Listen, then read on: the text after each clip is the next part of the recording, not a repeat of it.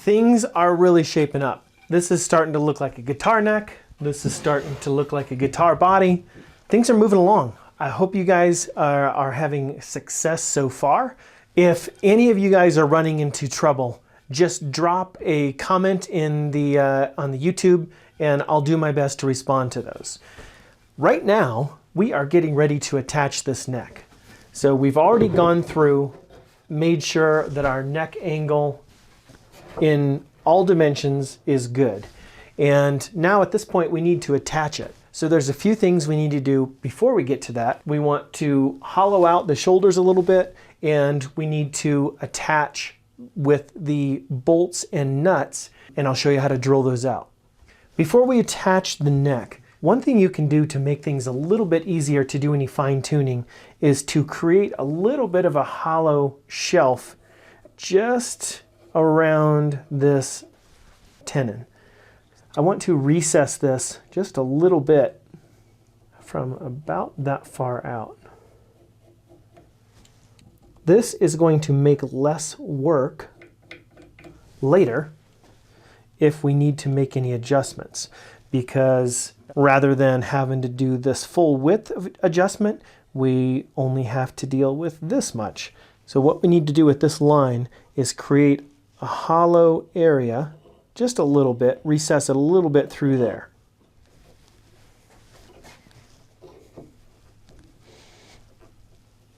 I've created a graphic to help illustrate some key points. First, you'll notice the different views. The end view, like we see in the video, the top view, as if we were looking down on the neck, and the bottom view, as if we were looking up from the bottom. The shaded areas are the parts that we need to remove. Here, here, and here. Now there are two main things that we're trying to accomplish here. One is that we want to create a hollowed out area next to the tenon. That's what this is. By doing this, we avoid the hassle of sanding sharp inside corners that would normally be right here along this edge. And if we recess that, we avoid that sharp corner. The sanding of sharp corners, as we all know, can be incredibly difficult, if not impossible, so let's just eliminate that.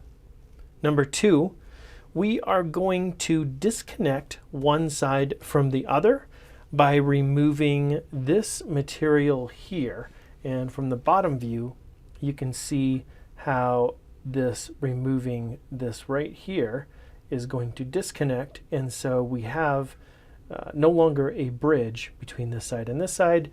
This independence is going to allow us a much easier fit when we try to fit this to the body. Don't worry too much about the depth here in the top view, right here. 1/8 to 3/16 of an inch is a good starting point. You can go a little deeper if you need to, but you really shouldn't. 1/8 inch to 3/16 is just fine. The width is more critical, so let's focus on that. Looking at this top view, you'll need to account for the width of the fretboard, right here, which I've shown here, which is about 55 to 56 millimeters at the 14th fret.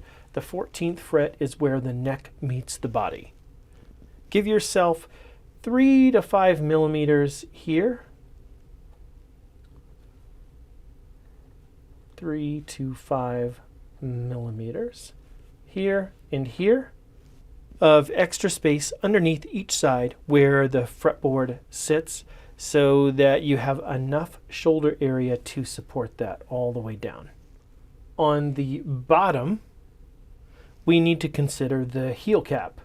The heel cap is going to be 1 inch to 1.25 inches, and so you'll want to have a few millimeters here.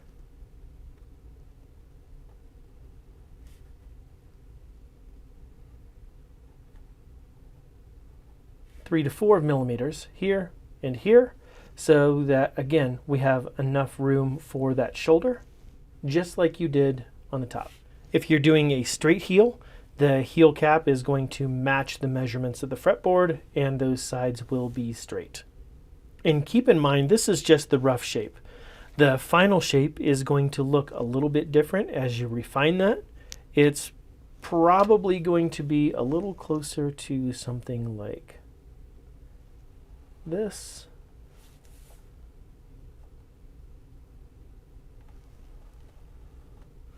As we remove and shave this material here when we shape the neck. Hopefully this is a little more clear and provides you with a reference graphic that you can take a look back at as we are going through the video.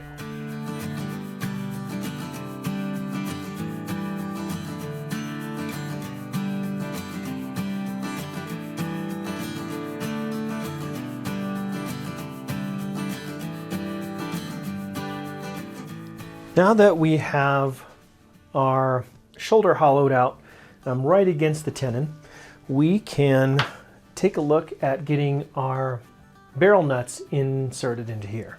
Now, if you happen to lose these, misplace them, maybe you didn't order them, hopefully you did, but these are fairly standard furniture parts that you can find really at even somewhere like Ace Hardware. So don't sweat it. You can get new ones pretty quickly. Now, these slide in there perfectly. The 10 millimeter bit works excellent with these. Now, what we need to do is transfer these holes here for the barrel nuts into here. There we go. Okay, and again, I already have my center line because of my lamination. I just can't tell you how many times I use that center line in the neck, which is why I do a full depth lamination. So it's so helpful. It adds strength, it adds a sight line, it adds your centering mark. It's really helpful throughout the whole thing. So when you feel up to making this lamination, I think you will be quite happy about that, but it's totally worth the effort. The true size of these is probably closer to 5.5 millimeters, but I'm going to use a 7. Use a 7 millimeter bit, slightly oversized to let us have a little wiggle room should we need to find that from the inside of the guitar.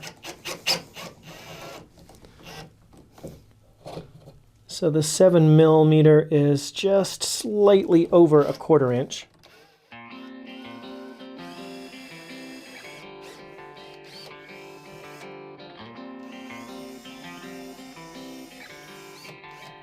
Now, one thing you want to do here is drill through and make sure you tap a little bit out the other side in case your bolts go a little bit longer and that they don't bottom out on this hole.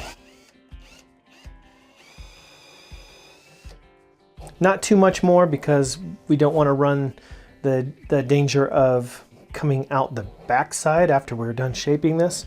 We just want to come through a little bit to allow for the backside of that bolt. That's all.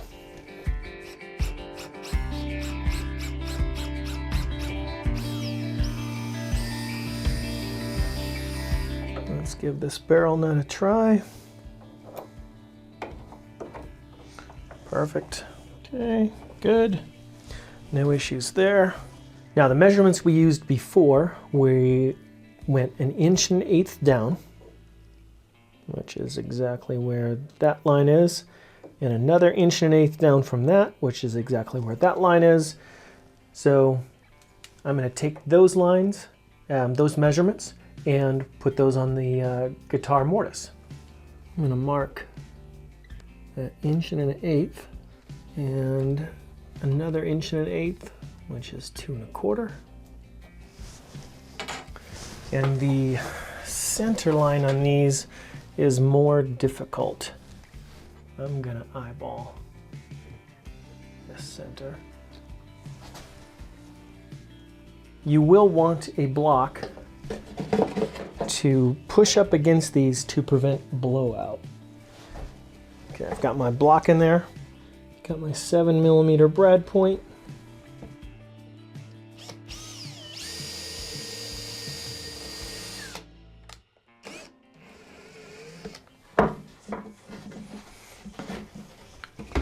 And be careful when that bit goes through and contacts your backer board on the inside, because it can grab and kind of pull that and give you a little bit of a problem.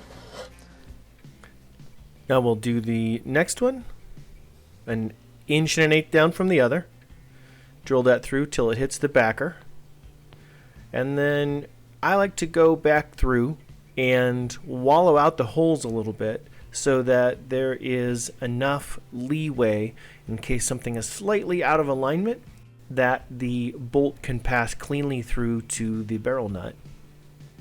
Now I want to take a look at the actual fit to the guitar body as well as the alignment. Here I want to take a look and make sure that there aren't any lips or shelves or drops or anything like that from the neck to the body. We need a perfectly smooth transition so that it's level, coming straight from the neck onto the guitar body itself. Right there seems just fine. I don't have any gaps at all, except where we hollowed out the shoulder on the tenon, which is just fine. So to look at the alignment of the neck and the guitar body, let's place a straight edge from the center line of the nut all the way down to the center line of the tail. And what that's going to tell us is that if the center line doesn't follow the line that we've marked on the seam of the guitar top, if that deviates a little bit near the neck, then we have a slight alignment issue. On this one, I can see a couple millimeter gap to the right of the center line of that guitar on the upper bout, which means that the neck is tilting to the right. So to fix that, I'm going to loosen up the bolts on the neck to give me some room underneath the neck, between the neck and the shoulder of the guitar. And we are going to do something called the flossing method. We are going to put some sandpaper underneath the neck shoulder so that we can remove some material there to get that neck tipping back to the left to get ourselves more aligned. We just put a piece of sandpaper underneath and we pull. And you'll probably find that one direction going towards the front or going towards the back is going to pull a little bit easier than the other. Now, this flossing method is going to allow us to align, and if we remove that material on the left-hand side, we'll tip it back to the left.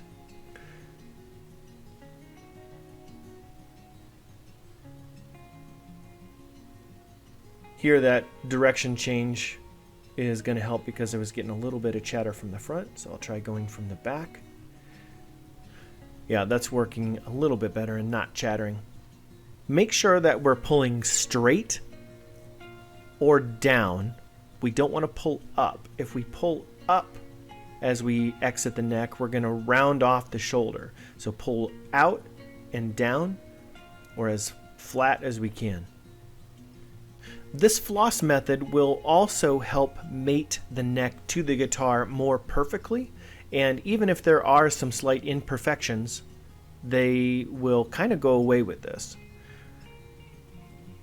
This method actually removes quite a bit of material, and it is a really clean way to do it, but it does go slow enough that we don't tend to overcorrect and blow right past the mark. I'm going to switch to a slightly lower grit just because the chatter I was feeling was getting a little crazy with the other sandpaper. So I'm switching paper type and grit, trying to remove just a little bit more material. There, that's going a little bit better. That's pulling nice and clean all the way through. This flossing method can also work to accommodate a wrong gap in the saddle.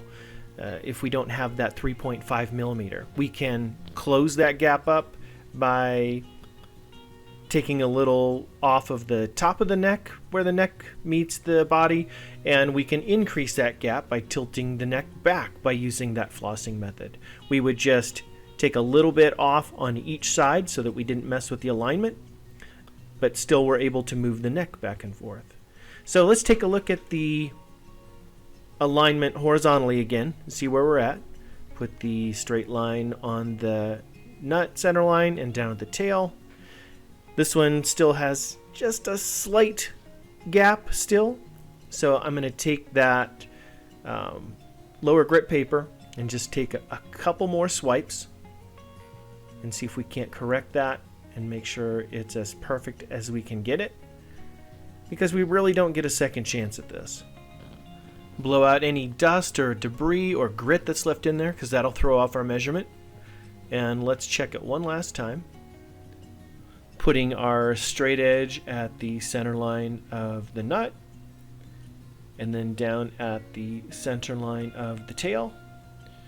And looking at this looks perfectly aligned, and I really don't see how I'm going to get this any better. I think we're good. So now we can get the bolts back in, tighten them down, and make sure that everything aligns one more time, because as we tighten those bolts down, it can change the angle of the neck just slightly. We want to make sure that that does not happen. Okay, now that we have our center angle fixed, I'm going to recheck our saddle. The gap at the saddle is 1, 2, 3.5. Excellent. Exactly what I'm looking for. Okay, now the neck center angle is exactly where we need it to be, perfectly aligned.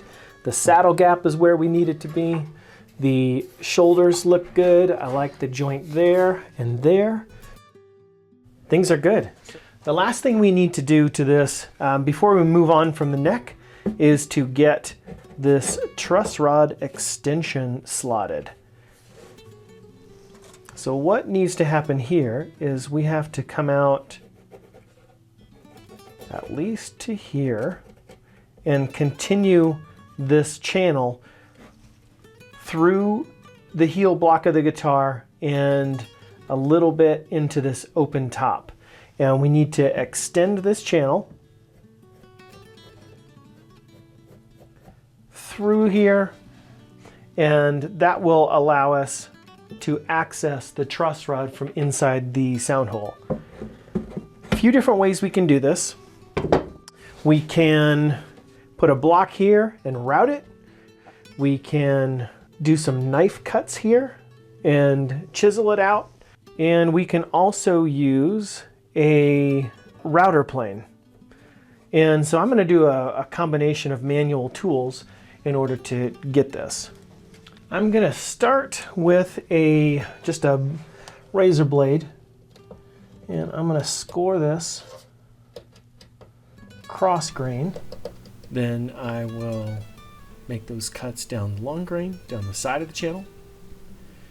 And then I will come to it with a chisel and just take a little bit off at a time.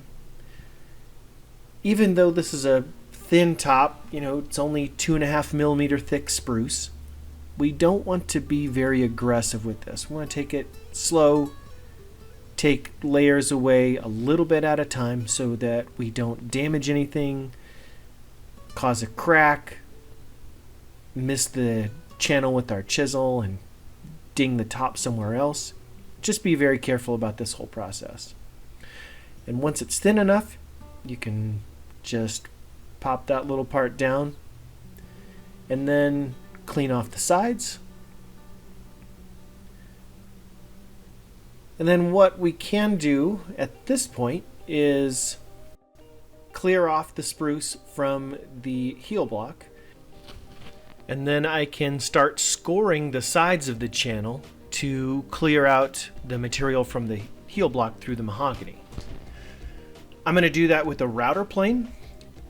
You can also score the sides with a small X-Acto saw, really just about any saw you want to, but this is a very delicate spot, so I like to score it with a chisel and then scrape the bottom of it with this router plane,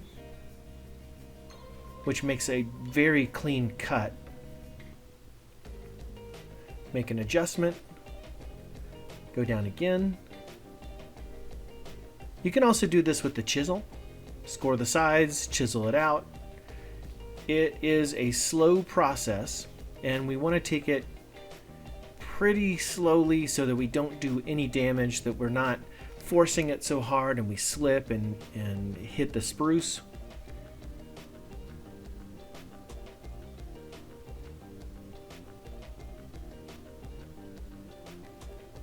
I just take it a very little bit at a time. There's really no need to be in a hurry at this point, and no need for heroics. So just take it slow, make small passes, score the side, clean the bottom, score the side, clean the bottom, and then test fit. If it's not quite there, just get a little bit more. In this particular one, we're almost there, but the truss rod extension was hitting the bottom of the channel still just a little bit.